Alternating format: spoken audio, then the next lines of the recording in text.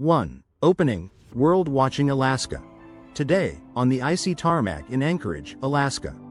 Cameras flashing. The world's eyes are locked on two men, Donald Trump and Vladimir Putin.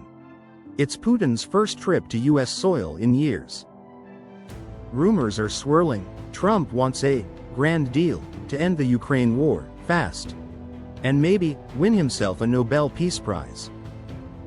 Before we dive in, if you appreciate calm, clear breakdowns of big global plays, please hit like, subscribe, and leave a comment with your take.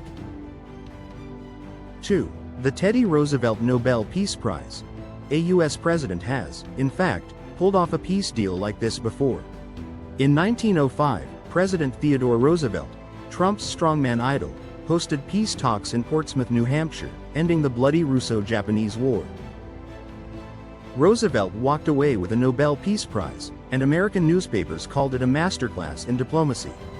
But here's the part you don't read in the history books. 3. The Chinese Century of Humiliation. That war? It was fought largely on Chinese soil, in Manchuria. China was the actual owner of the land everyone was fighting over. And when the peace treaty was negotiated and signed, China wasn't invited, wasn't even in the room. They were on the menu, not at the table.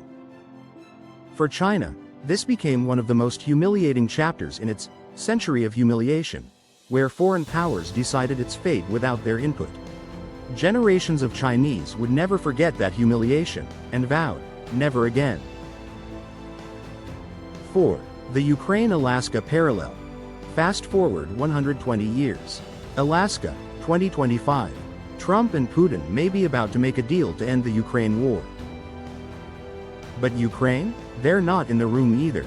Their future could be decided thousands of miles away, without their voice. Sounds familiar? Portsmouth 1905. China's land, no China. Alaska 2025. Ukraine's land, no Ukraine. Thucydides, in History of the Peloponnesian War over 2,000 years ago, wrote, "The strong do what they can, and the weak suffer what they must." That was true in ancient Greece. It was true in Portsmouth in 1905. And it may be true again in Alaska in 2025. 5. Back to imperial politics. This is more than just history repeating. It's the return of great power politics, where the big countries cut deals and the small ones live with the consequences.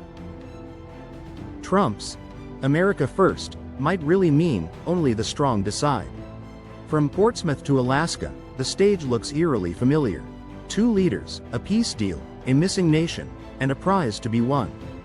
But if you're not invited to the table, you're probably on the menu. And if that's the world we're heading back to, the question isn't just who will be next. It's whether we, even as Americans in control of the most powerful nation on earth, want to live in this kind of world at all. 6. Conclusion. If this gave you something to think about, please like and subscribe. And if you want more stories that bridge left and right, the US and the world, drop a comment. Ask a question, share it with someone as curious as you. See you next time on Twin Peaks Bridge Reflection.